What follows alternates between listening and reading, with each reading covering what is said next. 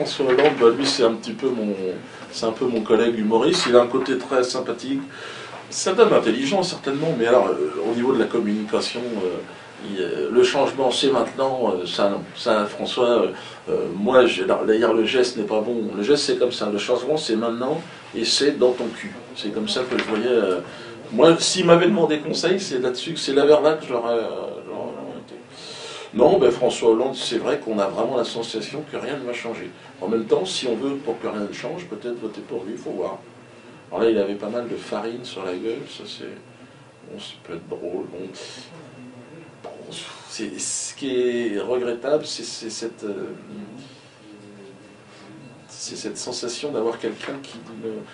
il l'appelle le flambi, je crois, mais je dirais que c'est au-delà de ça, c'est même pas ça, c'est même pas du flambi.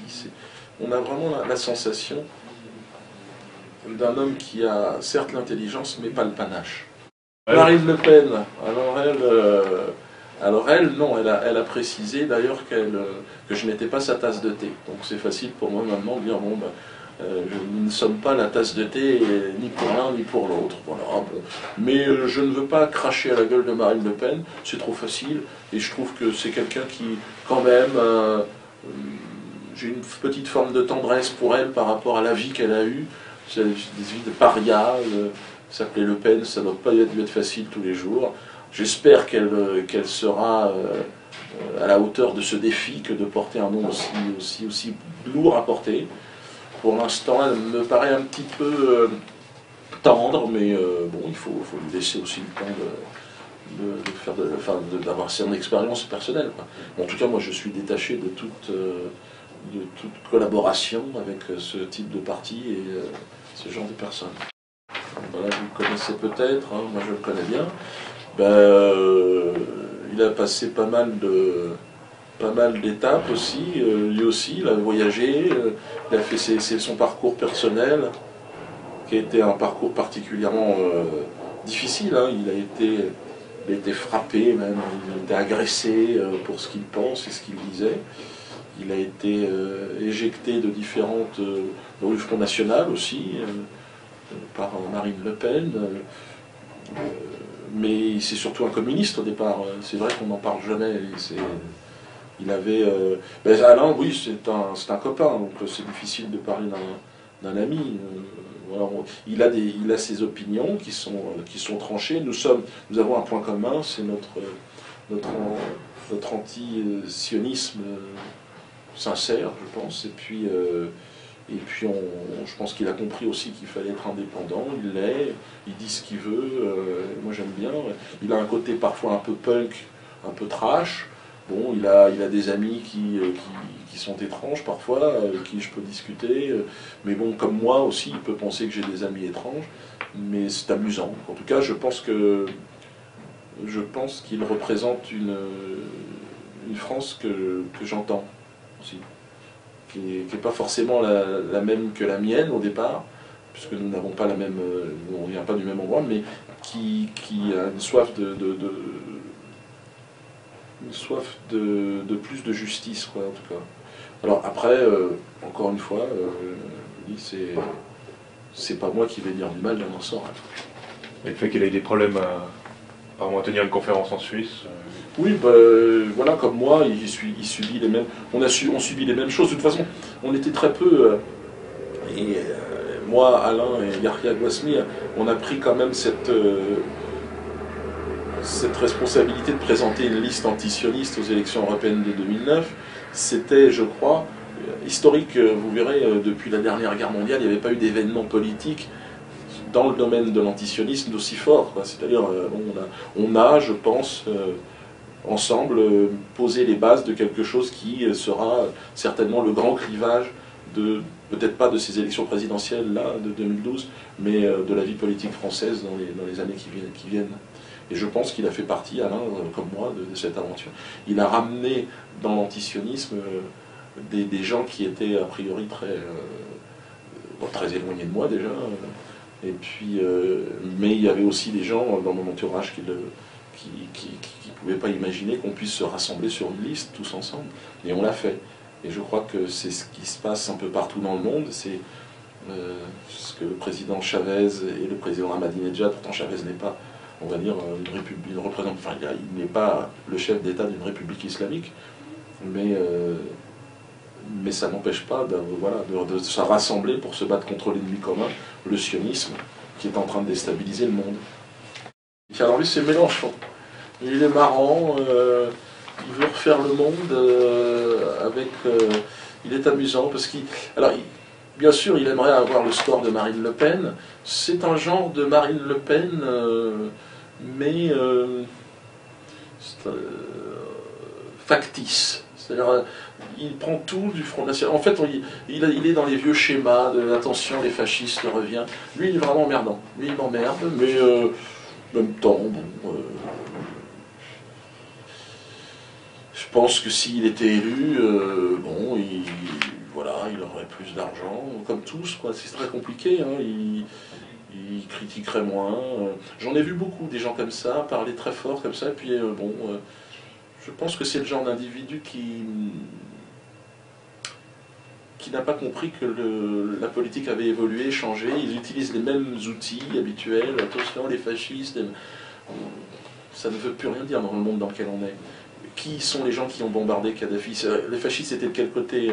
Qui sont les gens qui aujourd'hui manipulent les opinions publiques? Ce sont eux les véritables fascistes. Et puis la gauche, elle est où la gauche? Est-ce qu'elle n'est pas aujourd'hui chez les aborigènes, chez les pygmées d'Afrique, qui eux partagent tout, qui eux ne se rassemblent pas à plus de 30 par campement, parce qu'après on blesse la nature.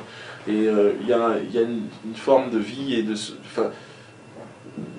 société qui existent sur cette planète et qui me paraissent bien plus en phase, en fait, dans le discours, avec ce type de personnes. Tout le monde critique la finance, il n'y a rien d'extraordinaire dans ce qu'il a. À la limite, Cantona est plus drôle. Non, mais alors là, effectivement, c'est toujours ce chantage systématique qui est fait à l'antisémitisme.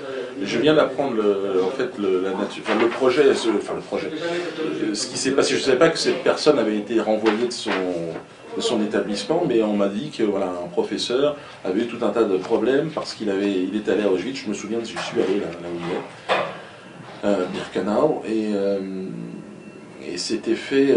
Regardez, cette photo n'a absolument rien de. On sent bien que c'est pas quand même lui qui va lancer un programme d'extermination dans les 15 jours. Mais il y a effectivement toujours ce chantage à l'antisémitisme qui est né évidemment dans le souci de servir les intérêts d'Israël, toujours. C'est toujours un peu fatigant parce que bon, cet homme ne me paraît pas dangereux pour la société. Alors, est-ce que c'est une bonne pub pour le produit? Alors, encore à la limite, que ce soit la société qui lance ce produit qui porte plainte, je pourrais comprendre, mais là, les associations comme la CICAD, une association en plus qui est mal placée, c'est une association que je n'apprécie pas particulièrement, vous le savez, mais qui est une association raciste, c'est toujours cette communautaire, excessive, repliée sur elle-même, qui n'arrive pas à imaginer un monde dans lequel on puisse imaginer vivre de manière égale, sans avoir à se cacher derrière je ne sais quel drame. C'est toujours ces associations de la pleurniche insupportable qui voudraient nous faire penser qu'il existe une souffrance au-dessus de toutes les autres. C'est bon, cet homme a le droit de manger ça, d'apprécier ça, et puis moi je le trouve très drôle en tout cas.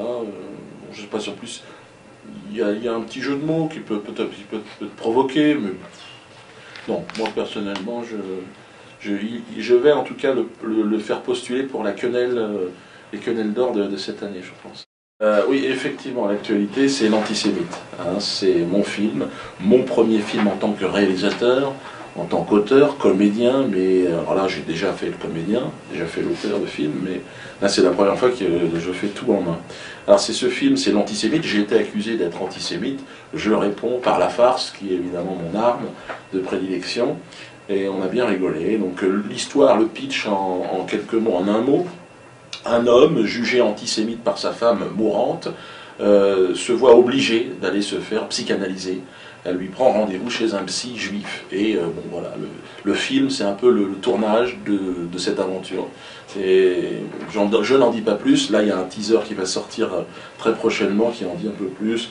Et l'idée, c'est de toute façon, c'est de produire autrement, de distribuer autrement, de jouer autrement. Voilà, c'est un film qui est assez original dans sa conception. On a fait des projections tests qui ont très très bien fonctionné. Donc non, c'est un film où on rigole beaucoup, donc je suis très content. Et juste au niveau de la distribution, ça va se passer comment? Alors des comédiens qui, comme tu le disais tout à l'heure, peut-être hors caméra, qui n'ont pas de carrière devant eux, des comédiens, alors il y a évidemment des comédiens très proches, mais des guests qui n'ont pas de carrière dans le cinéma hollywoodien à faire, quoi.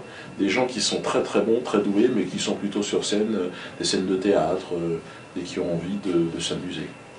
Et ce film sera disponible comment? Alors ce film, justement, au niveau de la distribution, va être très différent. Pour l'instant, il y a deux possibilités. Pour les abonnés du site, d'un site, l'objectif de ce site, c'est de me permettre de faire un film par an. Donc ils s'abonnent pour 4 € par mois. Ils ont accès à tout ce que j'ai pu faire. Et puis ils participent à la production de ce film. Et donc ça me permet... Et l'autre, c'est de vendre de DVD simple aussi sur le même site. Et on parlait du soutien de l'Iran, est-ce que vous pouvez en Oui, dire on plus? a un coproducteur iranien donc sur ce premier projet, et ce sera celui avec qui je vais travailler sur un autre projet qui est le Code Noir, qui est un film historique là, qui coûte évidemment beaucoup plus cher, puisque là on a réussi à faire un film avec un budget de clip, donc c'est ça qui était aussi intéressant, c'était le pari de ce film. Pourtant on arrive maintenant à une qualité d'image assez exceptionnelle grâce à ces petits outils, ces petites caméras numériques là. Moi j'aime beaucoup le tennis, je joue un peu, je joue moins, j'ai vu, je me suis un petit peu empâté, on joue moins avec l'âge évidemment, mais alors évidemment le tennis, lui ça fait partie des légendes. Et moi je soutiens, parce qu'il est français, Joe Wilfried Tsonga de manière générale, mon fils aussi, pas parce qu'ils sont noirs, mais bon, parce que ce sont les deux joueurs français qui m'impressionnent aujourd'hui. Bon ben là on a affaire à je pense à un joueur et le match qu'ils ont fait en Australie, c'est ça, et c'est absolument inimaginable, quoi. Ça fait partie. Moi, j'étais judoka pendant 15 ans, donc voilà, Teddy Riner pour moi c'est vraiment le sportif qui m'impressionne le plus parce que j'ai pratiqué ce sport et que le voir un homme de cette taille, de ce poids se déplacer avec une telle rapidité, je ne pensais pas qu'un jour je verrais ça. Et puis lui, dans le domaine du tennis, c'est vrai j'aime beaucoup son style, une sorte d'élégance. Il me rappelle personne, maintenant il existe comme par lui-même, comme étant un mythe enfin un mythe, non, il existe, mais ça fait partie de ses figures incroyables. Et puis ce match, je ne sais pas au tennis si on reverra un match comme celui-là, mais là ce que je dis c'est ce que tout le monde a dit. Mais dans ce domaine-là, je ne connais pas plus que ça. Éventuellement, je ferais bien une partie avec lui pour voir. Mais je peux gagner. Mais pas avec les règles du tennis habituelles. Avec une arme blanche ou un fusil.